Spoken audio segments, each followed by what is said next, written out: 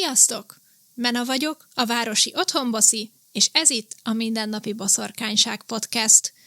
Üdv, üdv, üdv minden erre tévedő léleknek! Köszönöm, hogy bizalmat szavaztok nekem, és adtok egy esélyt ennek a podcastnek, hogy egy kis mágiát csempészen a mindennapjaitokba.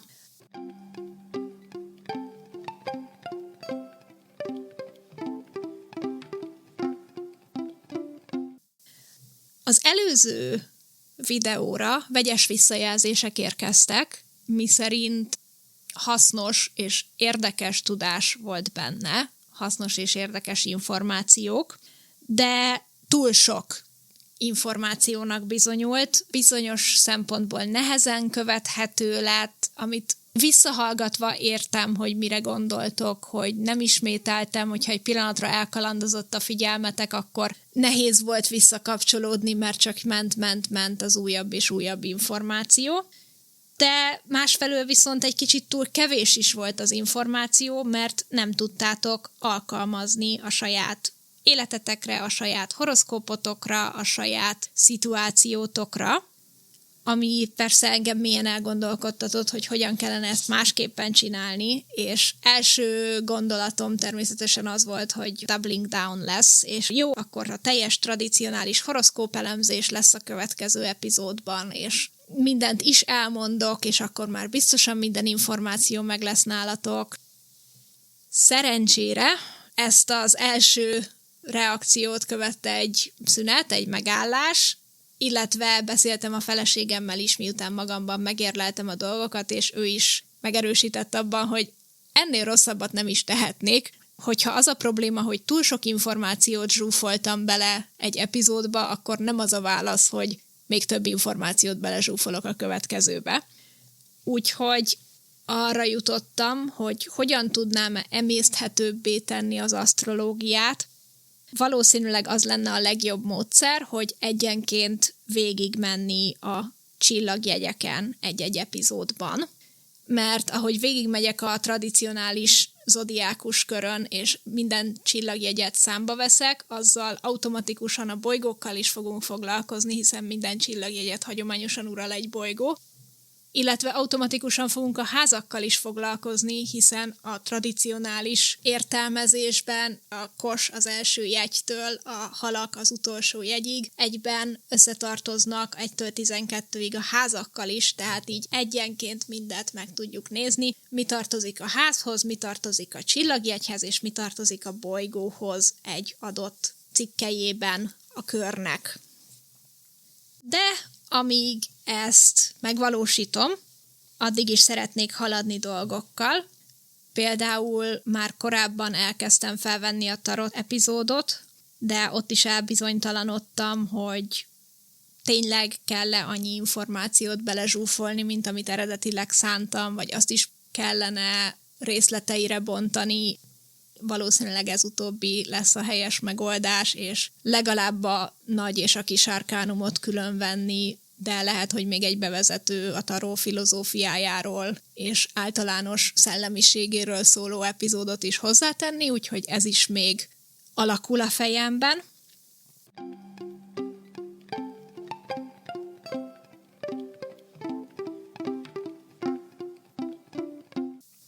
Úgyhogy a mai epizód inkább egy update, hogy mi újság velem, illetve nagyon szeretnék beszélni egy kicsit a figyelemről, a csendes fejlődésről, és arról, hogy az eredmények nagyon sokszor nem látványos vagy kézzelfogható dolgokban nyilvánulnak meg, de attól még ugyanúgy fejlődésnek számítanak, és attól még ugyanúgy jelentőségük van, talán nagyobb jelentőségük is, mint a nagy látványos mérföldköveknek.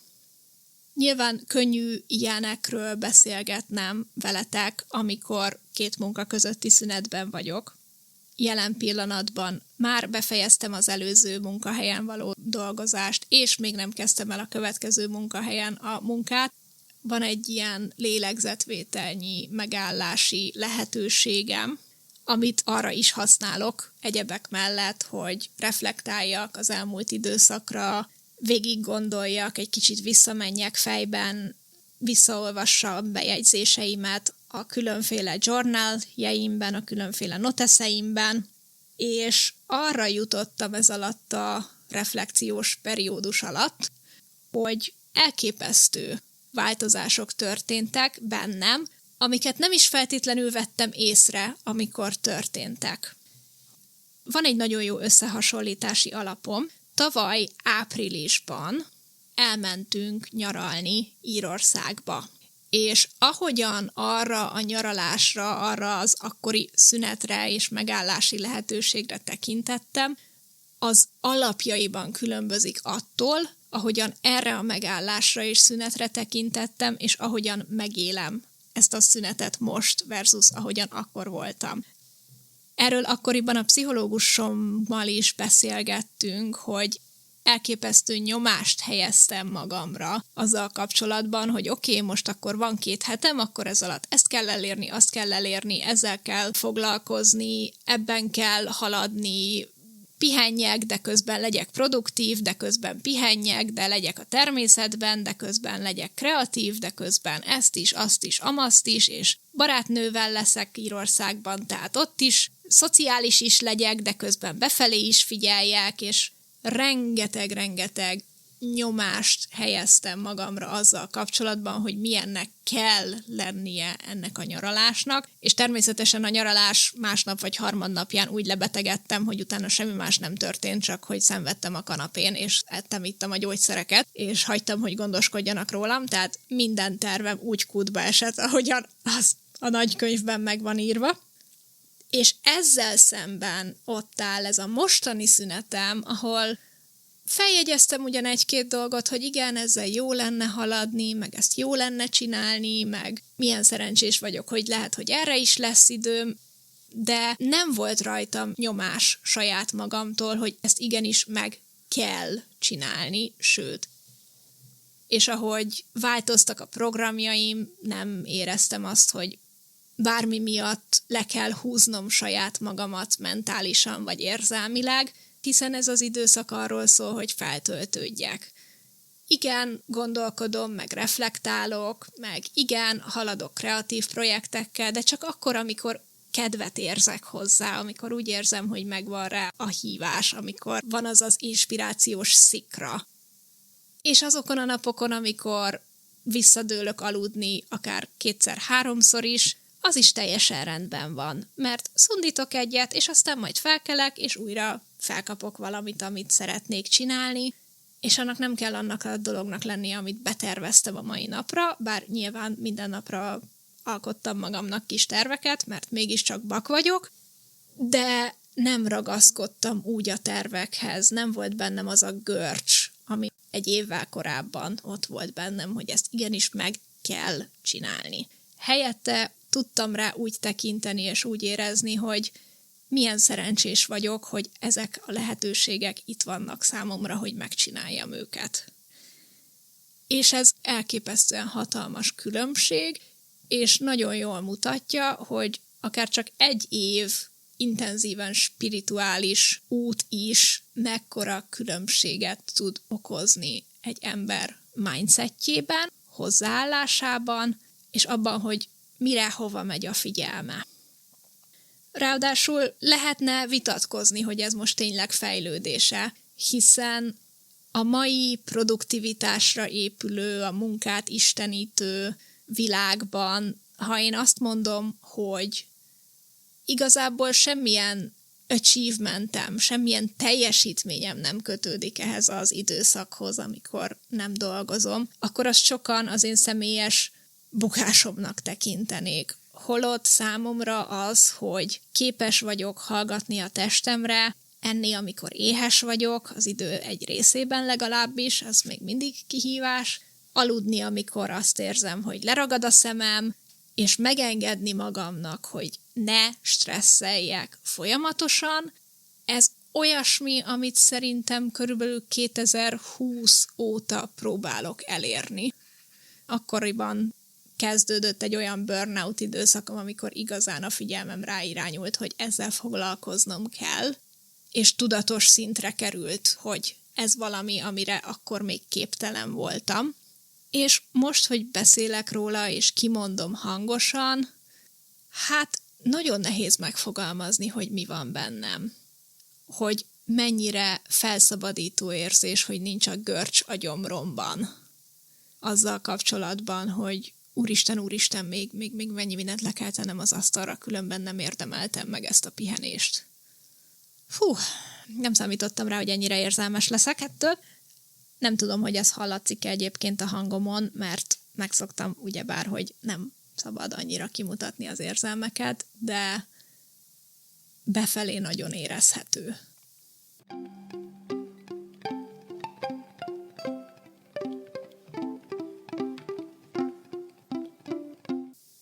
Úgyhogy arra gondoltam, hogy most beszélek egy kicsit azokról az apró és nem nyilvánvaló dolgokról, amik mutatják ezt a nagyon jelentős fejlődést nekem.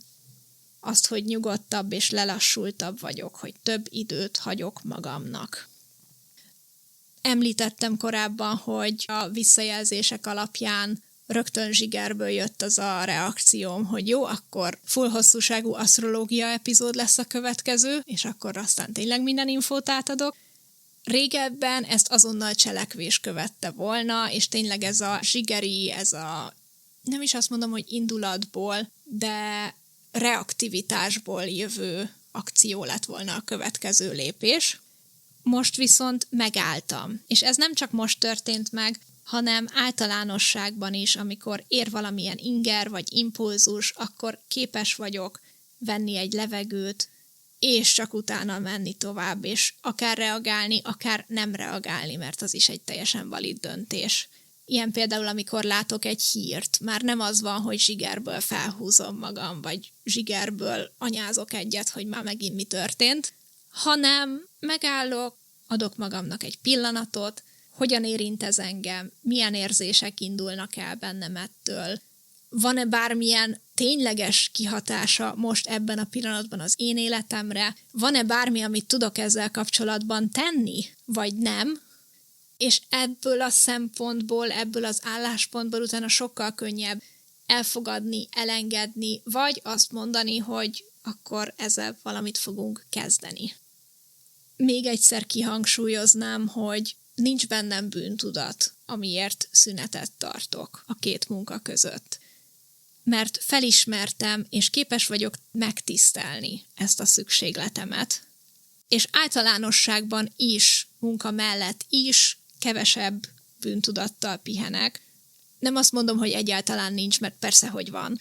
Gyakorlatilag egy 30 éves mintázatot bontok le lépésről lépésre, és egy 30 éves mintázatot nem lehet 1 év alatt lebontani, nem lehet 5 év alatt lebontani, ez egy hosszas folyamat lesz. Azt szokták mondani, hogy legalább annyi időbe telik lebontani, és valami mást felépíteni a helyére, teljesen, ténylegesen, mint amennyi időbe telt felépíteni. Remélem, hogy ez azért nem teljesen igaz, de én érzem a hatalmas fejlődést, és szerintem a környezetem is érzi rajtam, a feleségem különösen, mert ő rendszeresen elmondja, aminek szintén nagyon örülök. A harmadik pont, amit itt kiemelnék, hogy a figyelmem visszatért, legalábbis részben. És ezt nem úgy értem, hogy az ADHD-m elmúlt, és tudok tudatosan koncentrálni dolgokra. Dolgozom rajta, de az ADHD-t azt nem tudom akaraterővel, vagy kognitív viselkedésterápiával, vagy bármi egyébbel eltüntetni az agyamból, mert egyszerűen így van húzalozva az agyam, az így fog maradni. De felszabadult kapacitásom, amit korábban bűntudattal, vagy szégyennel, vagy stresszel töltöttem ki, és ez a kapacitás, ez képes észrevenni dolgokat most. Egy példa erre, hogy 1-2 nappal ezelőtt, amikor kint voltam sétálni, mert mostanában sétálni is szoktam, csodák csodája, akkor észrevettem az út szélén, az egyik köztéri virágágyásban, hogy egy varjú ott lebzsel, ugrándozik, megáll, csőrével kikap növényeket a földből, és falatozza, amit talál alattuk a gyökerek között. Akár csak fél vagy 1 évvel korábban biztos, hogy ezt a látványt, ezt nem vettem volna észre, mert túlságosan el lettem volna foglalva a belső feszültségekkel teli gondolataimmal. eleve nem néztem volna fel, nem lett volna arra kapacitásom ténylegesen, hogy nézelődjek egy sétán, hanem csak szemellenzősen, mint a bányaló mentem volna egyenesen. Most viszont ez megtörtént, és meg is engedtem magamnak, hogy 1-2 percig ott csak álljak, és nézzem a varjút, és szabadon engedjem, hogy érezzem, amit érzek, hogy gondoljam, amit gondoljak. Nyilván ebben voltak olyan negatív gondolatok is, hogy hát még egy varjú is jobb kertész nálam, de rengeteg csodálat a természet iránt, hogy mennyire szép a mintázata ennek a madárnak, ahogy a szürke és a fekete keveredik a tollain, hogy mennyire okos, hogy pontosan tudja, hogy hova kell csippentenie, mit kell kihúznia ahhoz, hogy találjon magának ételt. És azt is, hogy ő is figyel engem, tehát időnként szemmel tartott, rám nézett, még egy kérdő károgást is kaptam. De aztán, amikor látta, hogy igazából nem jelentek rá veszélyt, akkor meg ment tovább a maga dolgával, és egy idő után már sokkal közelebb is mert jönni, mert nem mozdultam, nem ijesztettem meg. Nagyon jó élmény volt számomra, és ez nem történt volna meg, hogyha nem haladok ezen az önfejlesztési úton, amin gyakorlatilag a spiritualitás előtt is jártam, de ez adott neki egy nagyon-nagyon új lendületet. Itt meg kell említenem Kari Leibovitz-tól a How to Winter című könyvet. Ez talán úgy tudnám lefordítani, hogy hogyan teleljünk, sajnos magyar verziója nincsen, de hogyha tudtok angolul, melegen ajánlom mindenkinek, mert elképesztően jó, nagyon olvasmányos, és nagyon segít abban, hogy rávilágítson, hogy a mindset és a figyelem és a fókusz milyen fontos szerepet játszik az életünkben és a jól létünkben. Nem mintha ezeket amúgy nem tudtam volna korábban, de mindig nagyon megnyugtató és megerősítő látni ezeket így tudományosan alátámasztva, érvekkel, példákkal, kísérletekkel, alátámasztva, összefoglalva látni és olvasni. Egyébként a barátaimtól kaptam ezt a könyvet a szülinapomra, úgyhogy ha hallgattok, akkor nagyon köszönöm. Formatív könyv egyértelműen. És ugyan a tél köré csoportosítja a narratíváját, tehát az eredeti kérdés, amit feltesz, az az, hogy a tél és a hangulat összefüggéseit, illetve a tél és a szezonális depresszió összefüggéseit ment vizsgálni tudományosan, de mindaz, amit ezzel kapcsolatban talál és kutat, az alkalmazható az életünk minden területére. Ezen kívül talán 4. pontnál járok? Tegyük fel, hogy a 4. pont. Dolgozom rajta, hogy a környezetem szolgáljon engem, és ne én a környezetemet. Ebben szerencsére nagy segítségem van, mert a feleségem például felszerel nekem új polcokat, hogy tudjak pakolászni és rendezkedni és rendszerezni új helyeken is, mert hát nyilván a probléma egy része az, hogy gyűlnek a tárgyak az életünkben, és ennek valahogy helyet és rendszert kell csinálni. Nyilván az lenne a legjobb, hogyha ki tudnék dobni annyi tárgyat, amennyit be is hozunk. Hosszú távon lehet, hogy ez lesz a cél, de egyelőre még bőven van helyünk terjeszkedni, és bőven van rá helyünk, hogy hozzunk még be dolgokat, csak ez az extra munka kell hozzá, hogy ki tudjuk használni azt a helyet, ami itt rendelkezésünkre áll. Illetőleg ugye 2 vagyunk, plusz a macskák, tehát hogy nem lehet mindent minimalistán tartani, és nem is akarok mindent minimalistán tartani. Ez a másik, amire rájöttem, hogy régebben sokkal inkább a minimalista irányvonalra mentem rá, mert azt egyszerűbb volt fenntartani, de most már eljutottam a fejlődésemnek és a személyiségemnek arra a szintjére, hogy igenis legyen meg nekem az, ami örömet okoz, és hogyha ez valami, ami nem minimalista, hanem egy kicsit díszesebb, vagy idézőjelesen felesleges dolog, mint például képek a falon, vagy díszesebb használati eszközök, bár nem is annyira díszesnek, hanem inkább whimsicalnek mondanám, de annak nehéz magyar megfelelőt találni. Szóval a személyiségemet jobban tükröző tárgyaim és környezetem legyen.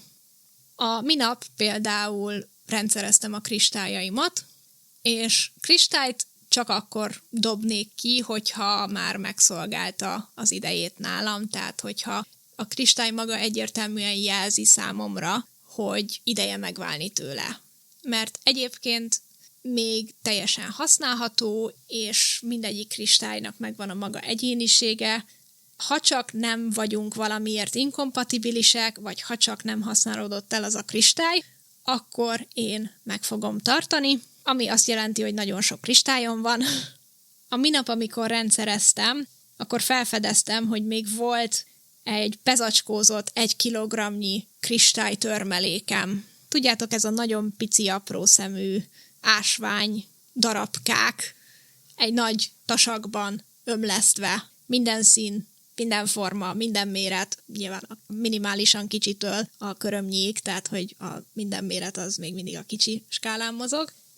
És mint minden jó ADHD-s, akinek új sidequest nyílt meg, mint lehetőség, én is nekiálltam szétválogatni ezeket a kristályokat. Nagyon érdekes volt megfigyelni, hogy az elején még mennyire bizonytalan voltam ebben a szétválogatásban. Nagyon sok törmelékdarabot többször is kézbe vettem, latolgattam, hogy inkább ide vagy inkább oda kerüljön, inkább ilyen érzés, inkább olyan érzés fogni, inkább erre lehet hasznos, vagy inkább arra. De ahogy haladtam előre és mentem tovább, és egyre jobban ráhangolódtam a feladatra, és egyre jobban ráhangolódtam arra, hogy ezt a munkát, ezt intuitíven csináljam, úgy egyre gyorsabb és gyorsabb lett maga a folyamat, már nem hezitáltam, hanem ahogy kézbe vettem, rögtön tudtam, hogy ez most ez a kupac, vagy az a kupac, ilyen felhasználás, vagy olyan felhasználás, és ez szintén egy nagyon jó visszajelzés számomra,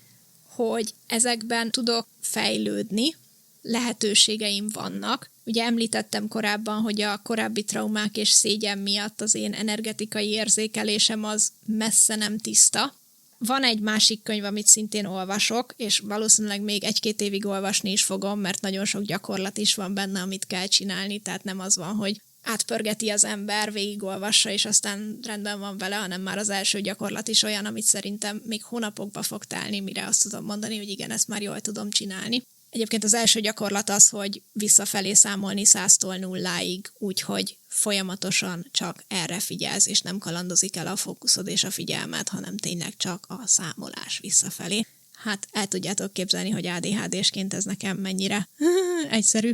Ez Matt Aurinnak a Psychic Witch című könyve, és ennek a könyvnek az egyik alapvetése, hogy ezek a psychic, ezek a médiumi képességek, ezek mindenkiben ott vannak, és tudatosan fejleszthetőek, és ad is módokat, gyakorlatokat, tudást arra, hogy hogyan ismert fel, fejleszd, dolgoz rajta. Úgyhogy szintén, ha valakit érdekelnek az ilyenek, szeretne egy kicsit a clair képességek felé elmozdulni. Korábban ugye beszéltem róla, hogy az ilyen clairvoyance, mint tisztánlátás, clairaudience, mint tisztán hallás, clairsentience, mint tisztán tudás, amikor nem fizikai érzékszervekkel felfogható információk érkeznek hozzád, és ezeket képes vagy lefordítani a fizikai érzékszerveid nyelvére, tehát például aurákat látsz, vagy felsőbb üzeneteket hallasz.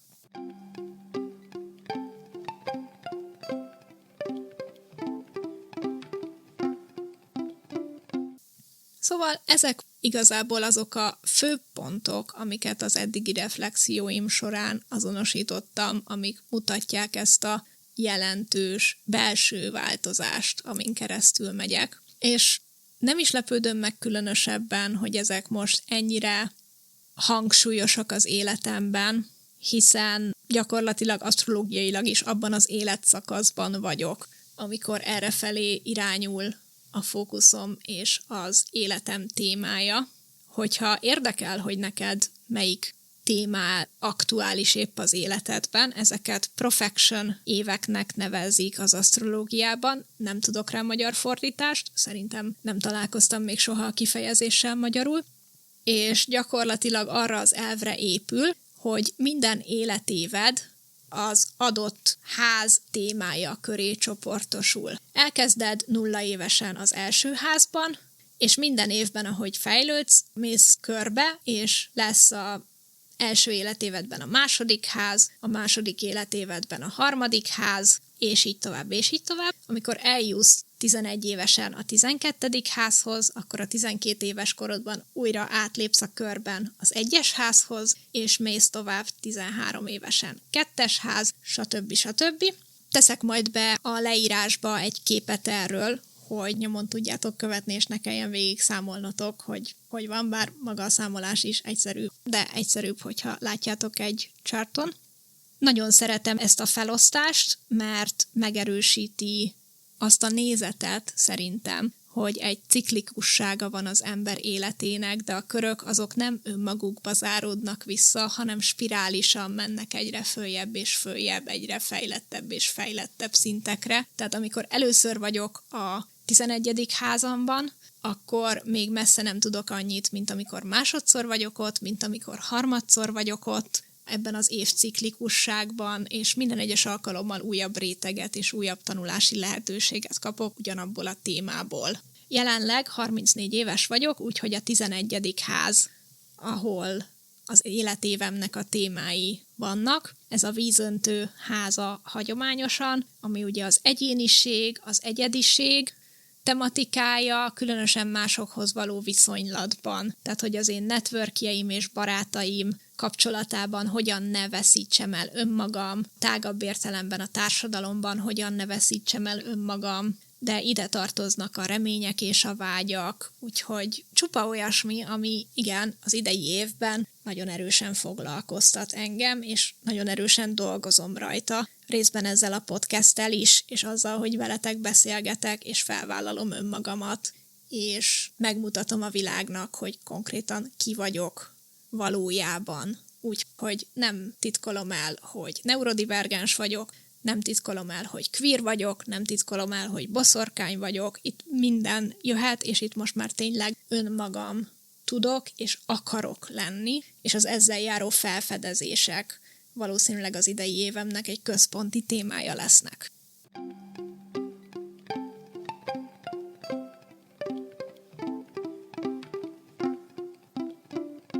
Persze, ott van a kérdés, hogy ez mind nagyon szép és jó, amikor éppen 0-24 órában azt csinálok, amit akarok, de mi lesz, amikor visszamegyek dolgozni?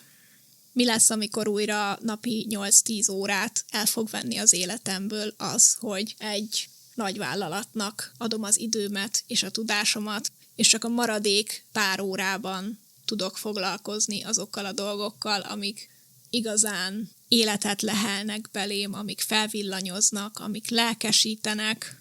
Nagyon jó kérdés, de egyrészt azzal, hogy most már sokkal tudatosabban használom a figyelmemet, és van rá kapacitásom, hogy arra irányítsam, és arra fókuszáljak, többé-kevésbé, amire szeretnék. Nyilván nem annyira, mint egy neurotipikus ember tudná, de magamhoz képest.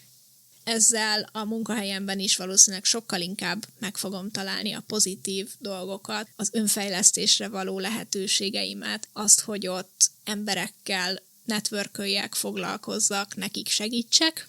Másrészt pedig ezek a változások, ezek a felismerések, ezek nem fognak eltűnni az életemből, csak azért, mert visszamegyek dolgozni. Lehet, hogy kevesebb időm lesz ilyen szabadon megélni őket, de a tudás, amit megszereztem, az már az enyém, és nem kell attól tartanom, hogy ez így hip-hop eltűnik és elfelejtem. Nyilván lesznek pillanatok, amikor emlékeztetnem kell rá magam, vagy másoknak kell rá emlékeztetnie, de összességében az ilyen rosszabb időszakokból is gyorsabban és könnyebben fogok tudni visszatérni és felépülni, mint korábban, hiszen már megvan ez a tudásom hozzá. Nyilván könnyebb egyensúlyt fenntartani, amikor nincsenek komolyabb kötelezettségeim, de magának a munkahelynek is megvannak a maga előnyei. Például, hogy lesz egy struktúrált időbeosztásom, amihez képest könnyebben tudok majd tervezni. Vagy magától értetődő lesz, hogy ki kell mozdulnom a lakásból, nem pedig olyasmi, amit magamnak el kell döntenem minden nap, hogy megteszem. Azért, mert szeretném, vagy azért, mert van valami dolgom. De mondhatnám bármelyik nap, hogy oké, most van valami dolgom, de mégsem megyek ki, mert majd holnap elintézem. Mondhatnám azt, hogy oké, jó lenne kimenni a természetbe, de most lusta vagyok, és ezért itthon maradok. Amikor munkahelyem lesz, ahova x naponként be kell járni, akkor ez nem kérdés lesz, hanem egy tény, hogy igen, ma be kell menni az irodába. Nyilván ott lesz az anyagi stabilitás, amikor az ember nem dolgozik, nincs bevétele, akkor az az a háttérben ott van, még ha meg is engedheti magának, hogy tartson egy ilyen pár hetes szünetet, ha bármi bejönne, akkor mondjuk a megtakarításainkhoz kellene nyúlni, nyilván az nem egy kellemes gondolat. Szóval megvannak a maga előnyei a strukturált munkának is. És ezekre fogok koncentrálni, és arra, hogy milyen fejlődési lehetőségeket biztosít számomra az új környezet, és arra, hogy milyen új emberekkel tudok találkozni, hogy milyen új kihívásokkal és feladatokkal kell megbirkóznom, mert ezek nyújtják számomra a fejlődési lehetőséget. Illetve az a hozzáállásom itt is hasznos lesz, hogy a spiritualitásban és úgy általában az életemben egy ideje nem azt próbálom nézni, hogy mit tudok hozzáadni. Nem azt nézem, hogy milyen új rutint kell bevezetnem ahhoz, hogy valami javuljon, hanem inkább úgy teszem fel a kérdést, hogy mi az, amit már amúgy is csinálok, és azt hogyan tudom fejleszteni, hogyan tudom gazdagítani. Ez nyilván a spiritualitásban nagyon jól megmutatkozik, hogy én nagyon kevés varázslatot csinálok például. Nagyon kevés olyasmit végzek, amit nem tudok beilleszteni a mindennapi rutinomba. Helyette azt nézem, hogy amit már amúgy is csinálok, azt hogyan tudom gazdagítani.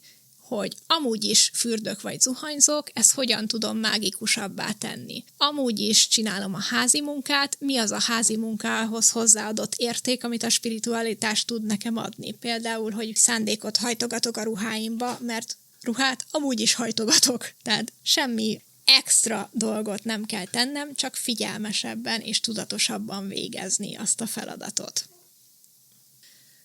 Ezt a fajta hozzáállást, ezt nyilván fogom a munkahelyemen is alkalmazni, illetve az új napirendemmel és időrendemmel kapcsolatban is alkalmazni, hogy mi az, amit áthozok az előző munkahelyi struktúrából, mi az, ami újdonság lesz, mi az, amit gazdagítani tudok valahogyan, és hozzáadni a napi rutinomhoz, és mi az, ami pedig beillesztett új cselekvés lesz.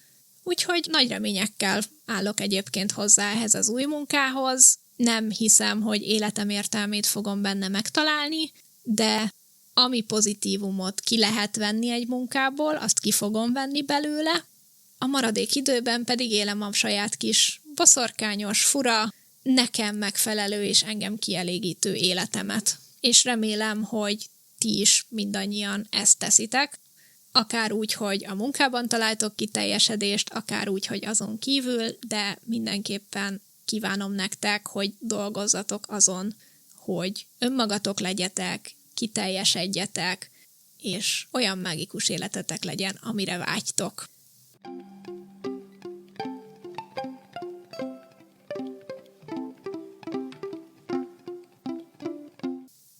Ha tetszett ez az epizód, akkor kérlek tudassátok velem, illetve ha van rá lehetőségetek a komment szekcióban, akkor osszátok meg, hogy nektek milyen nem látványos változások vannak az életetekben, amiben komoly belső fejlődést éltek meg, de a külvilág számára ez valószínűleg egyáltalán nem észrevehető. Nagyon kíváncsi vagyok, hogy vannak-e még további ilyen dolgok, amiket most nem említettem meg, de számotokra meghatározóak.